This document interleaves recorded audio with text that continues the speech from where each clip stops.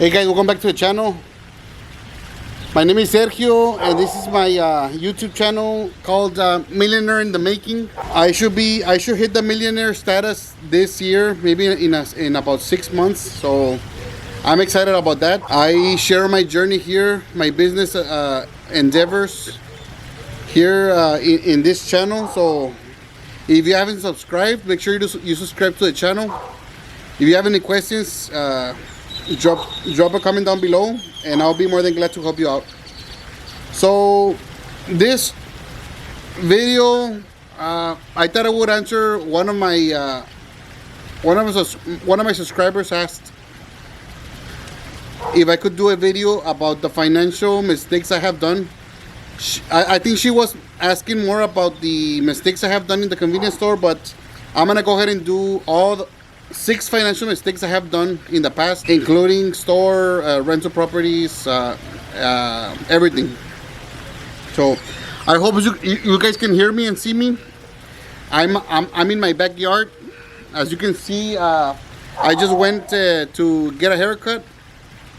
I was about to shower and I thought I would make a video about this before I hit the shower. So I'm in my backyard. I'm listening to the pool. I still have to make a video about the pool. Let me just show you real quick. Hope you guys can. There's a walkway.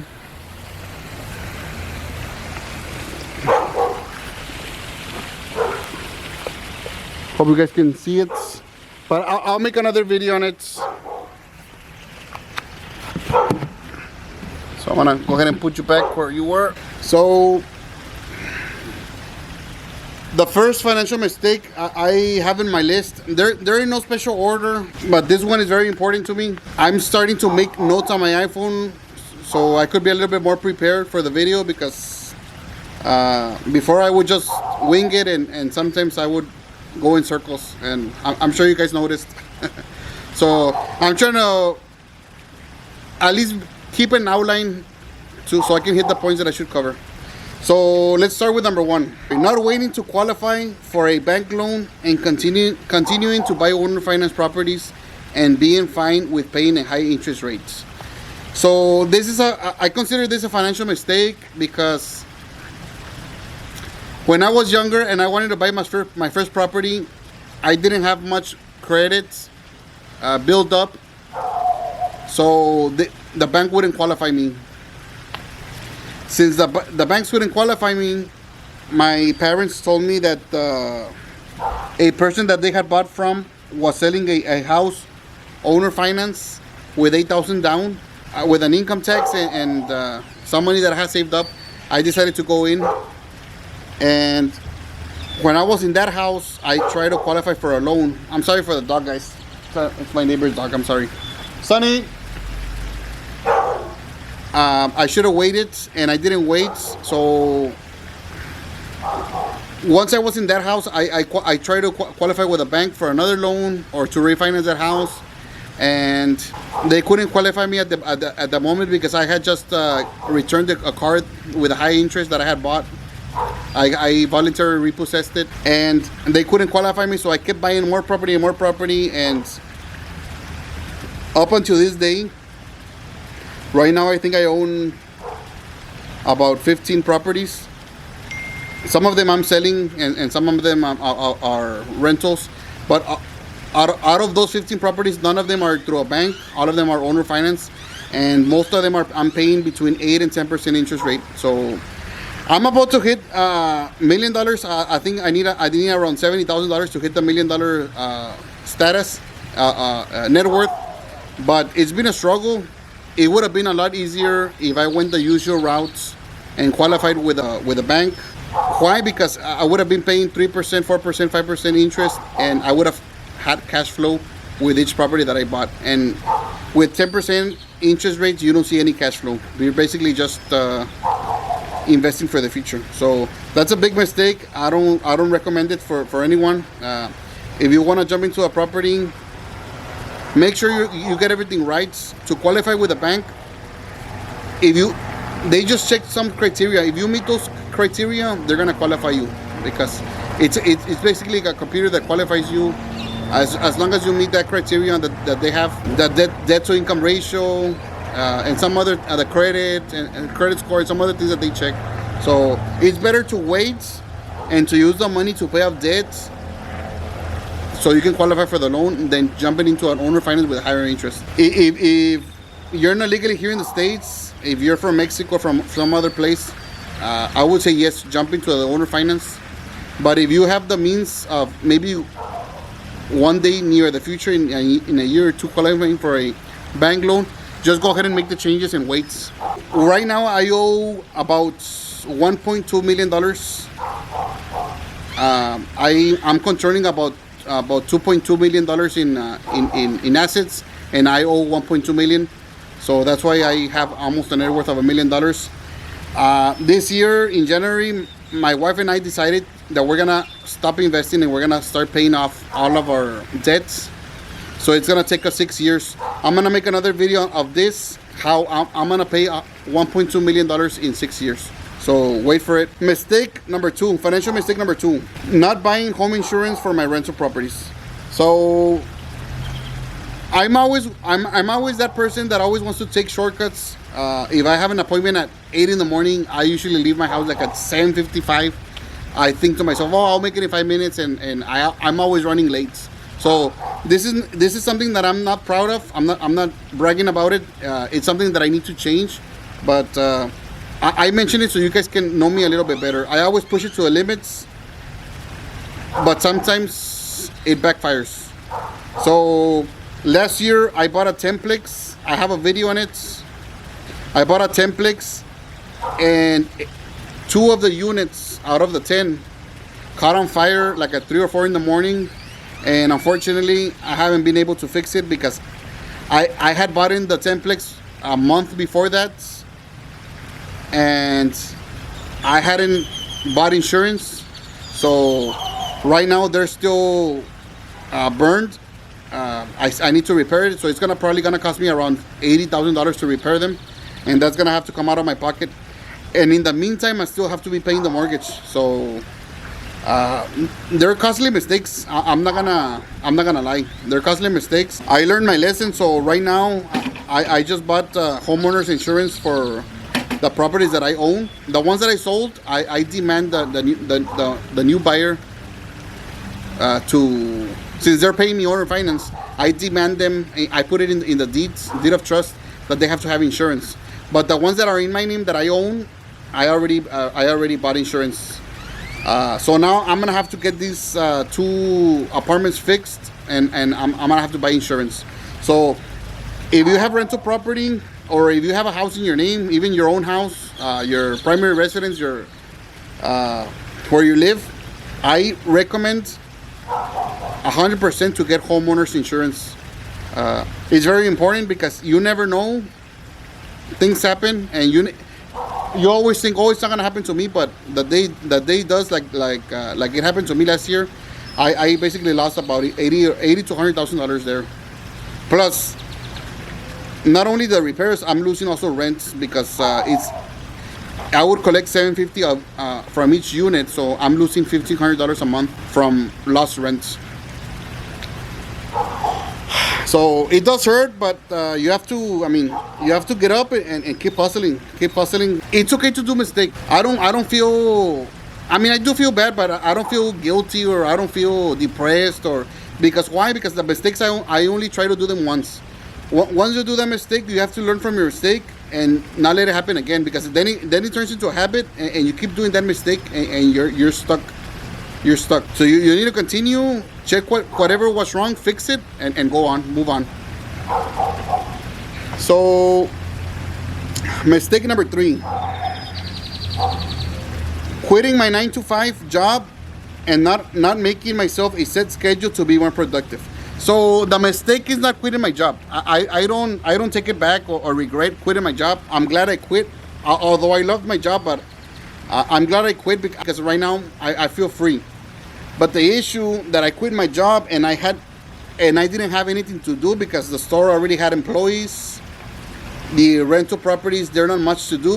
You have systems in place. If If something goes bad, toilet's leaking, I just send a text to my handyman and they'll go and fix it. Most of my tenants and the people that are buying homes from me, they drop off every first of the month their rents to my store, and there the cashier gives them a receipts. So I have the systems in place already established. That I probably work around 8 hours a week within the store and in the houses. So the rest of the days, I'm just waking up very late. And I mean, I'm opening myself. I'm being completely honest. I'm not this perfect person. I try to fill my day with little chores that I have to do. So what I've been doing lately is I've been using my iPhone 11 notes, and I'm doing a to-do list for the next day. And I try to write down at least 8 to 10 things, important things that I have to do. For example, one of them was make a YouTube video. Once I do it, I put a check on it. If you can see, you can probably see it. Once I do it, you put a little check mark on it, and it's already considered done. Another thing might be go check up on the store, go check up on the property that you're flipping, that you're renovating, go buy materials at Home Depot. I do have things to do, but I'm sure if I would program myself to sleep at a certain time and wake up at a certain time, I will be a lot more productive. Those are things that I'm trying to change now that I have a lot of time around. I mean, I really don't play video games, but I don't want to be that type. Oh, I'm just playing video games, or I'm like me. I like racing cars. I'm just modifying my car, or I'm washing my engine bay, or I don't want to waste my whole day doing something unproductive. So of course, there's time for hobbies. There's time to go hang around at the car wash with the crew, with my friends. But I don't want to be doing that every day, all day long, because it's not productive. I want to feel productive. That's why I opened the meat market at the store. Even though the store was already giving me money, I knew it could give more. That's why we're moving into a new venture with the meat markets. Now we're playing with the hot foods. We're trying to sell more hot food. Having a lot of free time is not that good. A lot of people say, I want to go retire, sit in the beach and drink a coconut. I'm sure, I mean, I haven't done it, but I'm sure it gets boring. Before I would say, I want to be home. I don't want to go to work. I want to quit. I want to retire. I want to be home all day long. It's not that fun after a while. I mean, you got to keep busy. You got to keep hustling. So I'm always opening my eyes. I'm always trying to see new business ventures. A few weeks ago, I went to see a laundromat that they were selling for $100,000, just the business, not the property. So I'll probably make another video on that. But it's something that'll keep me motivated, and it'll be another reason to wake up early and to continue with the grind. Financial mistake number 4: keep trading in underwater cars. This one is very important because I did it for a long time. I would buy a car with very little or no down payment. I would probably pay MSRP. I would drive it for maybe 2 years or a year, and then I would see something else and I would go trade it in. I would get less than what I owe, so the difference they would put it on the other loan, and then I would do that every year or two, until I ended up with my Ram, the red Ram and I just made a video of it also. I think I was underwater about $10,000 to $15,000. So I decided to sell it to a friend that I had sold him a house. He's young, he has no credit, but he makes good money. He could afford the payment, but he couldn't qualify. So he gave me $5,000 and took over it. That's a big mistake because I've spent a lot of money on cars. Now I have nothing against new cars. I like cars. I like technology. I like spending money. But when you're spending money and you're carrying all these big debts, it doesn't make sense. Right now, I'm saving the $1,000 that I was paying for the Ram with insurance, and right now I'm throwing it into the debts. I want to be debt free. I don't want to owe a penny to anyone. Once I'm debt free, maybe I'll start playing with the bank's money, but at a very 3 or 4% interest rate. Number 5. Financial mistake: waiting several months on tenants to pay rent before evicting them. One, I'm sure my wife is gonna like that I'm admitting this. I don't want to say that I'm a good person. They say I have a soft heart. Sometimes tenants will tell me, hey, you know what, Sergio, it's December and I don't have any money, but I'll pay you in February with the income tax. I don't have any money, and they'll cry me a river, and okay. They don't pay me December, January, and February, and in February, they get their income tax and they just leave. And I lost 3 months of rent, and then in February I have to go in, I have to fix it, I have to paint it, so I lose February. So I lose 3-4 months of rent. I'm not doing that anymore. I did it before. I would basically believe in people and believe in tenants. I don't want to say that all tenants lie, because I know great tenants. Not everybody is cut with the same scissors, like they say in Spanish. The correct process should be, if they don't pay me in December, after the 3rd day, I should send the eviction letter, and then after that, if they don't respond, I should go pay the $150 at court and evict them. That way, I only spend $150 and maybe lose the month of December, but I don't have to lose 2 or 3 months additional. Believing in somebody. If you're a landlord, you gotta be very careful with that, because people are sneaky. Once people get all this money, like in income tax or their stimulus checks, or sometimes they prefer to go find something else and just pay the rent and deposit instead of paying you the back rent that they owe. It is very hard to collect back rent, so you shouldn't allow them. Once they're late, start evicting them. And the last mistake I have on my list, I still consider it a mistake, but it's not really a financial mistake, but I wrote down not enjoying the process and always thinking of the end goal, living in the future. What do I mean by that? Before, I would always hustle and grind, and I wouldn't enjoy the simple things. I wouldn't enjoy life. Why? Because my mind was already thinking of the future. And I'm gonna use this as an example. I haven't fallen into this anymore, but I used to think this way. Let's say, for example, right now, I'm making $10,000 a month. But if I pay all this debt in 5 or 6 years, I'm gonna be making $30,000 a month, because I'm not gonna have any debt. So I stop enjoying right now what I can do with the 10,000, because I'm just thinking of the future. Oh, I wanted to be that day. I wanted to be that day. I wanted to be that day. It goes both ways. It's fine to think that way and to think of the future, but you gotta enjoy the process. I'm gonna give you, I think it's called an analogy.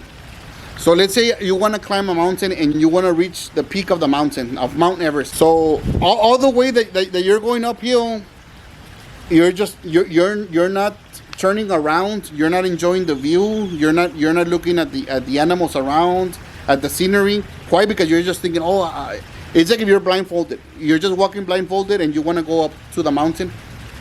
And until you reach the mountain, you're gonna take off your blindfold. But the true process should be, you gotta enjoy. If you only make it halfway, at least you enjoy it from the bottom to halfway. At least you're gonna remember, I saw a polar bear, or I saw an Eskimo, or I saw an igloo. I could see Laredo all the way from here. At least you enjoyed that process, and if you make it or if you don't make it, you already feel happy and proud of it. But if you're living, let's say, blindfolded, and you're just walking towards the goal, I think it sort of makes you miserable. And you set your expectation too high, and maybe when you get there, it's not gonna be what you thought it would be. I think it's better to enjoy every day, to not be absent. What I mean by not being absent is sometimes you may be with your family, sometimes I may be with my wife and kids. I'm physically there, but my mind is working, my mind is computing, my mind is living in the future. So you really don't get to enjoy your kids, your wife. And all of a sudden, I mean, it kind of happened to me. I was always there, but I could see that in a blink of an eye, my kids went from being babies to my daughter asking me if I'm gonna do a quinceañera, a 15-year birthday party.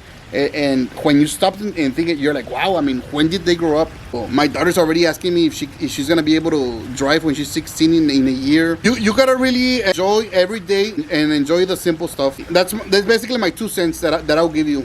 Enjoy every day, enjoy the process, enjoy the grind, and stop to enjoy the simple things in life. That's my last financial mistake, guys. If you have any questions, let me know.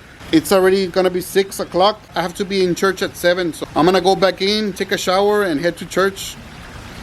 If you guys have any questions, feel free to drop them in the comment section below. If you like the video, share it with a friend. If you have any suggestions on future videos on what you would like me to talk about, let me know in the comment section. We're up to 114 subscribers. I appreciate each and every one of you. If you guys have any questions, let me know. Thanks a lot, guys. Peace.